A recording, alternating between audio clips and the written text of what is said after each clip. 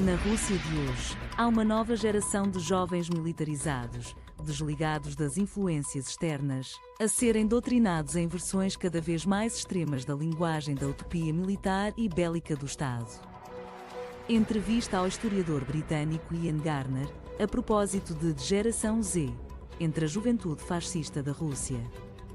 Durante anos, o Kremlin incentivou a apatia política. Os millennials foram incentivados a confiar em Putin e não dar atenção ao que se passava no governo. A não se preocuparem com a economia ou com a política externa ou na Chechênia ou com os jornalistas mortos nas ruas e os grupos neonazis de adeptos de futebol violentos. Tudo isto mudou no início da década de 2010. Na Rússia de hoje, há uma nova geração de jovens militarizados, desligados das influências externas, a serem doutrinados em versões cada vez mais extremas da linguagem da utopia militar e bélica do Estado. Escreve o historiador britânico Ian Garner no seu novo livro. Geração Z, entre a juventude fascista da Rússia, lançado na semana passada pela Casa das Letras, fala-nos de uma geração galvanizada por uma narrativa nacionalista apocalíptica, racista, misógina, que suspeita de tudo que não é russo e acredita estar sob ataque e em risco de degeneração. Uma geração que acredita na guerra como o desígnio da nação para chegar à paz. Enquanto mantém uma forte presença online, onde segue as mesmas modas que os jovens do Ocidente de que tanto desconfia. Esteticamente, tudo parece muito semelhante aos jovens do Ocidente. Mas há uma perigosa mensagem nacionalista que está latente e pronta a emergir, diz o autor em entrevista ao Expresso. No livro nota como o fascismo da Rússia é incoerente, contraditório e cheio de mitos que simplesmente não são verdadeiros. Como se explica então que tantas pessoas estejam a aderir a esta ideologia? Creio que este é um problema que temos em todo o mundo. Parece que vivemos num mundo partido, onde muitas das realidades políticas e históricas que compartilhamos parecem estar a desaparecer e mudar. Há muita discordância, muita raiva. Isto também é verdade na Rússia. Um enorme problema que a Rússia enfrenta são as redes sociais e a forma como nos relacionamos com a realidade hoje. O governo russo aproveita-se do facto de as redes sociais nos dividirem em pequenos grupos, de tenderem a virar as pessoas umas contra as outras, de semearem a discórdia e o caos. Ao mesmo tempo, é capaz de produzir campanhas, materiais e grupos no VK, Facebook russo e no TikTok que parecem oferecer à comunidade jovem um sentido de valores partilhados.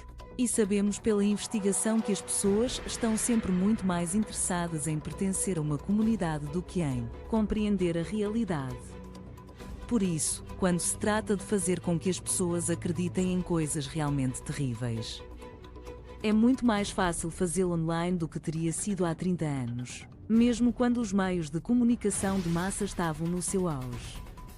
O apoio à invasão da Ucrânia é tão amplo como o Estado russo nos quer fazer acreditar?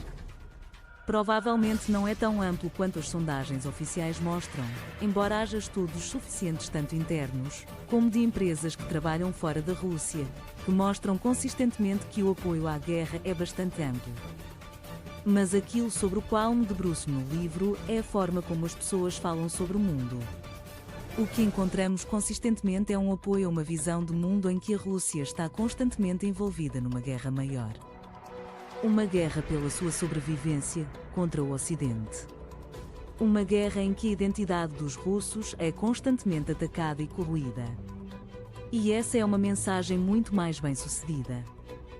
O apoio a isto tem permanecido consistentemente elevado em todos os grupos demográficos durante alguns anos e, de facto, parece estar a crescer hoje.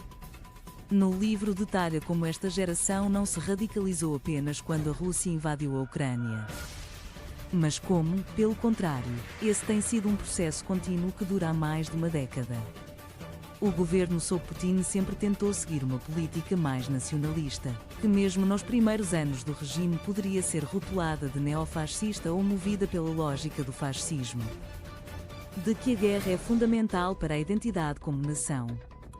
Mas, na verdade, o ponto de viragem ocorreu no início da década de 2010, quando houve uma série de desafios Crise económica. Primavera Árabe com revoltas subsequentes em ex-nações soviéticas. Foi por esta altura que vimos movimentos de protesto em massa em Moscovo, quando Navalny se tornou uma figura política proeminente. Os jovens pareciam estar a mobilizar-se contra um governo que viam como um governo de pessoas idosas que não fazia nada pelos jovens. Tudo isto persuadiu Putin de que precisava de recorrer a uma política nacionalista muito mais extrema e de começar a envolver-se séria e consistentemente com a juventude. Na década de 2010, começaram a repensar realmente a escola, a financiar em massa a cultura jovem, a aproximar atletas e influenciadores que apoiariam a política do Estado, a criar novos grupos de jovens, dos quais o mais notável é o Exército da Juventude, que atrairia as crianças para uma esfera e forma de identidade altamente nacionalista e altamente tóxica. No livro fala de uma exposição permanente às mensagens em que mesmo que se escolha não consumir a cultura do Kremlin, o cidadão comum entra em contacto com ela na televisão, nos jornais, nas redes sociais dos familiares e amigos. O domínio do Estado sobre o ambiente mediático aconteceu muito cedo no governo Putin e cada vez mais há uma tentativa de controlar e impedir que mensagens indesejadas passem. Por um lado, o Estado tem também vindo a desenvolver esta abordagem multiplataforma para que, onde quer que se olhe, seja difícil escapar às mensagens do Estado. Nas redes sociais haverá uma dúzia de grupos que parecem diferentes superficialmente, mas todos compartilham a mesma mensagem sobre guerra, violência e nacionalidade russa. Liga-se à televisão e, mesmo que não veja notícias, o programa de entretenimento tem os mesmos valores repetidos. A mesma coisa na escola. Isto fornece aos jovens a linguagem de que necessitam para se apresentarem com segurança como pertencentes a uma comunidade. Os russos sentem que têm uma escolha infinita, como toda a gente tem na internet. Mas na verdade não têm, porque estão a escolher entre pertencer de ser russo segundo os padrões do Estado ou não pertencer. E não pertencer é considerado algo muito sujo, muito perigoso e profundamente imoral, às vezes até criminoso. Quais são então as principais características desta geração Z? Superficialmente, os jovens russos patriotas que seguem os ditames do Estado podem parecer-se com qualquer outro jovem. São consumistas, estão conectados aos seus smartphones e vivem vidas online. Utilizam redes sociais, em particular o TikTok, onde fazem o mesmo tipo de vídeos do TikTok que os jovens ocidentais. Este é um mundo movido por memes. E, no entanto, descobrimos cada vez mais que há grupos de jovens que realmente acreditam nas narrativas de identidade do Estado, que partilham vídeos deles próprios com o uniforme do Exército da Juventude, a dançar, a fazer playback, a fazer diários em vídeo sobre porque a Rússia é um grande país, porque a Ucrânia é perigosa ou como aprenderam na escola ou depois da escola a desmontar uma AK-47. Esteticamente, tudo parece muito semelhante, mas há uma perigosa mensagem nacionalista que está latente e pronta a emergir. É possível reabilitar uma geração tão radicalizada? Sim, acho que sim. Tem havido muitas críticas online sobre como os russos são, de alguma forma, bélicos por natureza. Isso não é verdade. Este amor pela militarização e pela que vemos hoje em certos setores da geração mais jovem são o produto de uma construção cultural deliberada por parte do Estado, da sociedade e, em particular, dos pais. Isso significa que pode ser desconstruído, tal como foi construído. Não é tarde demais. De certa forma, o grande erro de Putin na guerra, para além do facto de a guerra ser ilegal e imoral, é que começou demasiado cedo para esta geração tenha tempo para realmente absorver tudo isto. Não estamos a falar de uma geração completamente doutrinada. Se Putin tivesse começado a guerra 5 ou 10 anos depois de continuar a construir esse sistema educacional esmagador, teríamos visto muito mais entusiasmo dos jovens de 19, 20 e 21 anos em ir para a frente.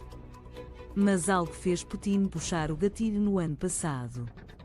E isso foi um erro, porque penso que se a guerra continuar por mais alguns anos, Poderá haver mais descontentamento, mais frustração, especialmente se houver mais mobilizações em massa. Na sua opinião, qual é a principal característica da cultura e da sociedade russas que o Ocidente simplesmente falha em compreender?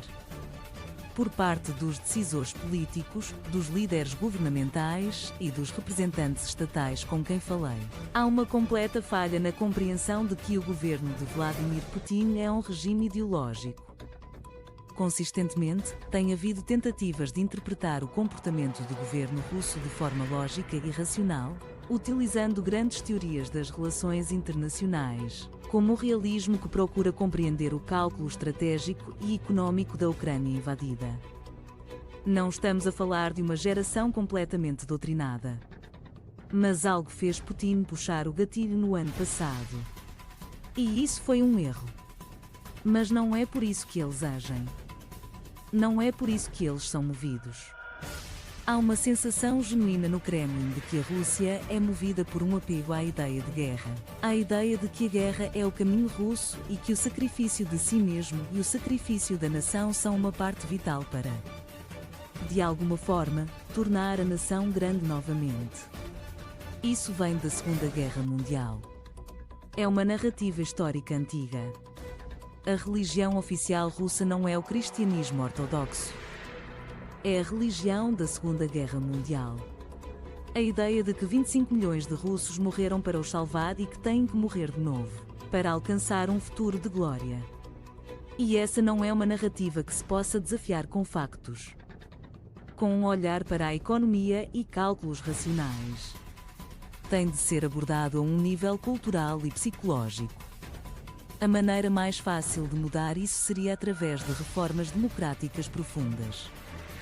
Seria através de um verdadeiro processo de desestalinização, dessovietização, de reconciliação com o passado e de compreensão de que coisas como a conduta da Rússia na Segunda Guerra Mundial não foram santas. Isso não vai acontecer. Não tão cedo. Não há desejo disso na Rússia. Não se fala nisso nem mesmo por parte dos liberais russos. Está tão distante daquilo que o público russo aceitaria que simplesmente não consigo imaginar que isso aconteça. E, por isso, temos de procurar outras formas de nos defendermos, de defendermos os ucranianos e de trabalharmos em nome das minorias russas e de quem está completamente marginalizado na sociedade russa, para garantir que todas essas comunidades estão seguras.